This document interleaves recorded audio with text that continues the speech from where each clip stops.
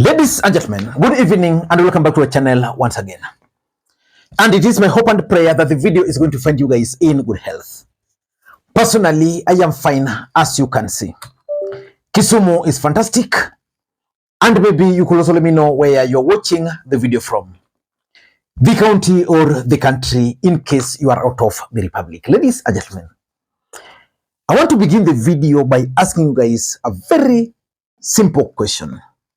Do you think William Samoei Arap Ruto, the President of the Republic of Kenya, can effectively use the chairman, Maina Njenga, to tame Rigathi Gachagua in the mountain? Because William Ruto has tried all strategies to stop Rigathi Gachagua in the mountain, but it's not working. Can Maina Njenga and his group, the Mungiki, stop Rigathi Gachagua in the mountain? For those who've been following this channel, in November, I think on 13th to be precise, I did a video on this channel. And in that video, I questioned whether William Ruto was teaming up with Maina Njenga to try and tame Rigathi Gachagua in the mountain. The answer we got on first. Listening to Maina Njenga here. We want to make the following Cabrino declaration. We want to make the following Cabrine declaration that we will support the president and his deputy to deliver on the election pledges made by Kenyans and the people of the Mount Kenya region. The Ateneto support the President, okay. Okay. President, okay.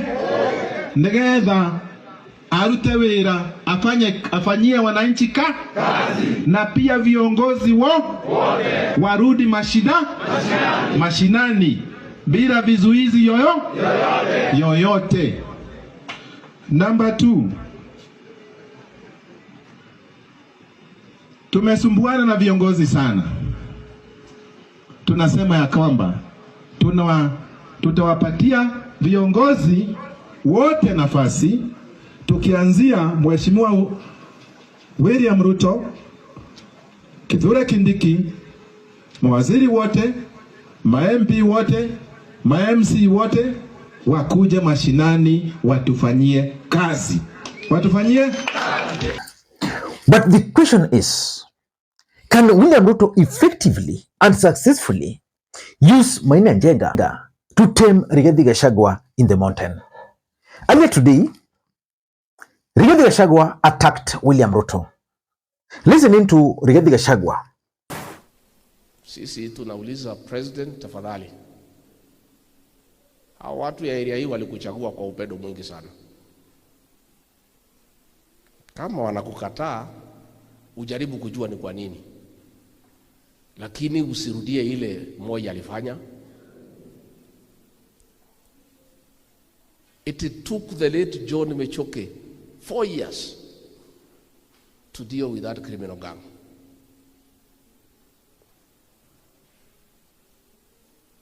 Years later, history is repeating itself. Government has been managing the economy. It has become unpopular. People have started saying no. The same gang leader ametafutwa na serikali na ameletwa hapa to force the people of this region to accept the president and his deputy. Wamekuja hapa 31st.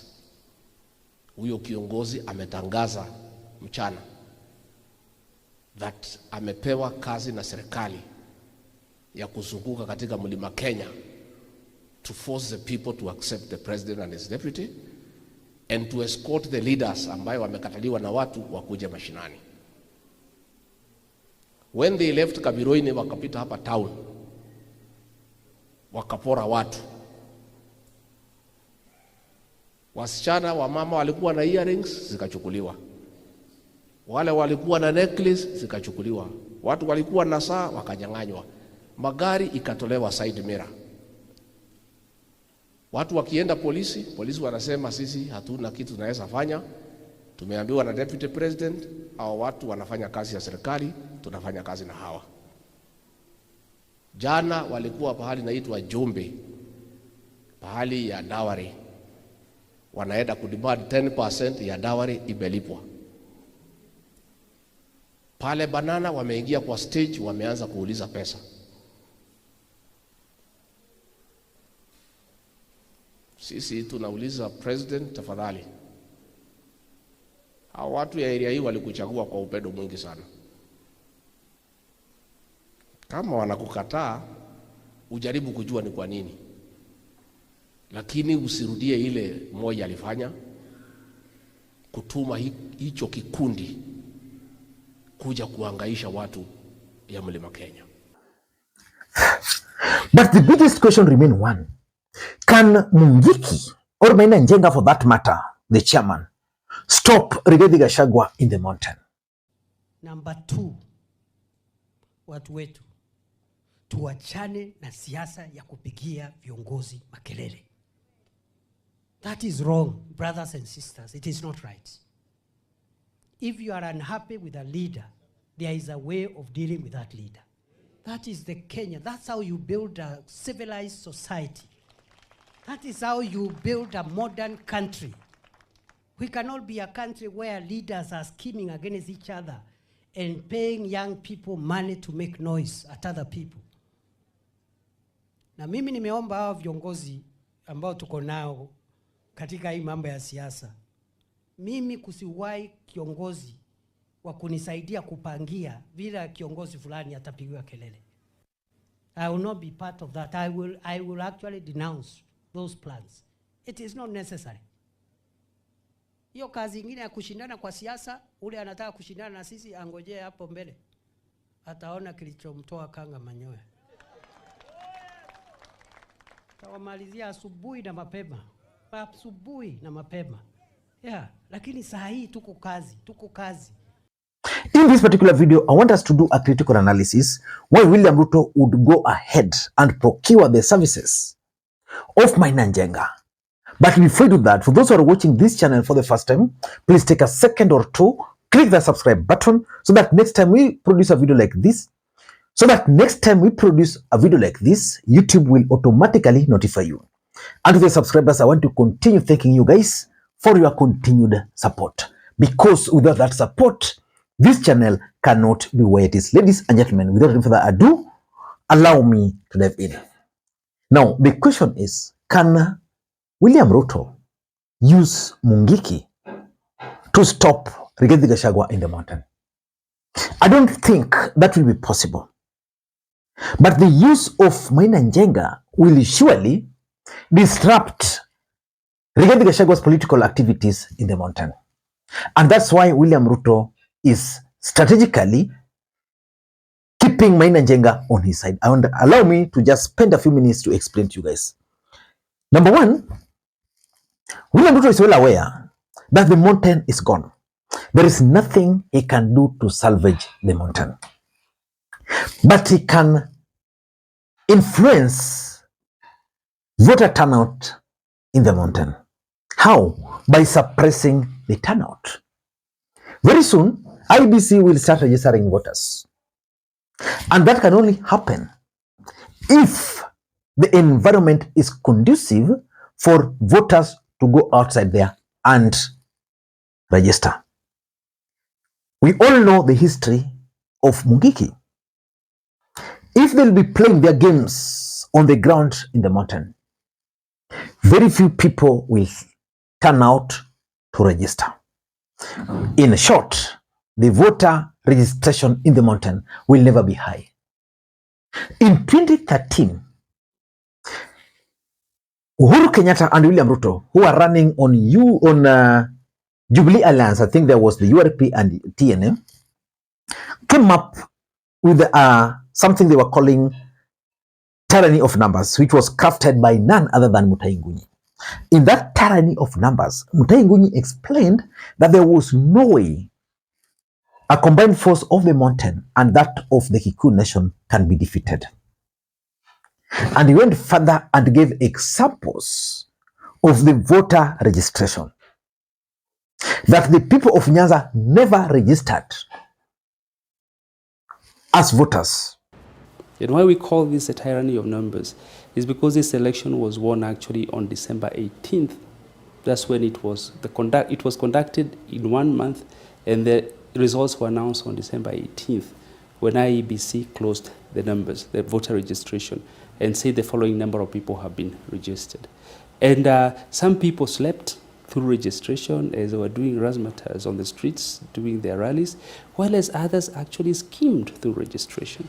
That's the reason why some communities have registered very, very big numbers, and others have registered almost inconsequential numbers. And as a result, you can see that some community will actually tyrannize, if there is any word like that, the other communities during the voting process. The difficulty in this election is not who will win or who will lose. The difficulty in this election is in ensuring, especially for Raila, that Jubilee does not win this election round one. And I say so because when you look at the 50 plus 1% threshold, which is 7.1 million votes, and you look at the Jubilee support, which is 6.2 million votes, they are short of the threshold by only 980,000. Because you all know what happened. During that time, I remember the government would strategically tell people to go and register in Nyanza in specific places. Then you go there, the machines are not working. You go there, you find that, oh, they had changed it. Now the registration is not taking place in this place, taking that place. And of course, even the number of gadgets in Nyanza were seriously reduced, actually in ODM strongholds. Now, that is the same strategy William Ruto is planning to use to try and suppress, because, okay, the mountain is gone, but how can we deal with the voters? How can we suppress the voter turnout? Mungiki will be at play. They'll disrupt political activities, they'll disrupt political rallies, and of course, at the end of the day, women will fear turning out to vote. The people who vote are normally the women. So in my view, that could be one of the strategies to try and suppress the voter turnout. Number two, for those who've been following William Ruto's politics, William Ruto is a good student of the former president Daniel Toroitich arap Moi. In my view, William Ruto is keen on trying to divide the mountain. Basically, the divide and rule. That's why William Ruto has incorporated Uhuru Kenyatta's allies into his government. Because the fear he had then was that some of these guys were going to side with Rigathi Gachagua. So the best thing for him was to pull Uhuru Kenyatta from that side, have his people in government. I think you must have seen how, for example, the former Murang'a governor, Mwangi wa Iria, is busy trying to challenge Rigathi Gachagua. So it's basically divide and rule. Uhuru Kenyatta is now this other side. He doesn't want the mountain to be fully united. A divided Mount Kenya is good for William Ruto. But a united Mount Kenya is something William Ruto will never allow to happen. It can only happen, but without his control. But if there's one thing William Ruto will never allow to happen, is for the mountain to be united. So in my view, the idea of bringing Mungiki or Maina Njenga to work with the government is part of that strategy of divide and rule. Number three, and this is the main reason, I think the government is keen on disrupting Rigathi Gachagua's political activities in the mountain. Because let's face it, Rigathi Gachagua's messaging is resonating so well with the residents of the mountain. Rigathi Gachagua was a student of Moi, worked with Uhuru and William Ruto. So he understands William Ruto's politics. So what is he doing? He's been moving around the mountain to try and consolidate. But William Ruto is now telling him that, okay, you go. But we are going to meet these guys. And Rigathi Gachagua goes ahead to Limuru, and his activity is disrupted. He goes to another place, his activity is disrupted. What does he do? He decides to call off his political activities. And moving forward, we are likely to see such kind of disruption. Because as long as Rigathi Gachagua is allowed to move freely, his messaging will be resonating with the people. The government of William Ruto will not and is not ready for that. Number 4 is what I normally call perceptional value. Ruto needs what we call perceptional value because the mountain is gone. But how can William Ruto convince the rest of the country that the mountain has not gone? Have Uhuru Kenyatta on his side so that perceptionally you will see that at least he has Uhuru Kenyatta. Bring on board Maina Njenga, and you perceive that Maina Njenga will come with his youths there. Then isolate Rigathi Gachagua in the mountain. So basically, what Ruto is doing, he wants to create the perception that Rigathi is not the only leader from the mountain. And lastly, I think the government is keen on providing security. Maina Njenga has a team, a lethal team, who are loyal to him. This team will be providing security to most members of parliament who voted for the impeachment of Rigathi Gachagua. There are several members of parliament from the mountain who have never gone back to the ground since they voted to impeach Rigathi Gachagua because the ground is just too hostile for them. And those are the realities. The ground is too hostile for them. Remember, Rigathi Gachagua went ahead and procured the services of men in black. How can the government counter that? Mungiki providing security. And these MPs will now then be told, start going to the ground because the Mungiki or the chairman will be there to protect you. Ladies and gentlemen, I don't know what you think. That's my take. Until next time, this is Lee Makwiny. I've seen some statement which is going to be serious video tomorrow. I don't want to preempt it because I know there are people who are normally coming here just to listen to my next video so that they can go and produce it ahead of me. There's a statement I've seen. So tomorrow morning by 10, that statement will be forming the basis of our analysis, and it's going to be fire. This year, we are not going to joke around. We are going to be serious, and we are going to escalate the number of videos we produce. Instead of 1 or 2, we will be producing 2 or 3 or 4, unless there is something which we cannot avoid. Ladies and gentlemen, you can always reach me on these numbers you are seeing there via WhatsApp only. That number is purely WhatsApp. So please, if you have anything you want to share with me, if you have an idea of what we need to do, because in 2025, we want this channel, the way it was during the last election, to be owned by you guys. You provide for me what you want us to discuss. You give suggestions through that particular number. Of course, I know some of you have always supported this channel. Of course, you can also continue doing the same using those numbers you are seeing on your screen there. Ladies and gentlemen, bye-bye. Love you guys.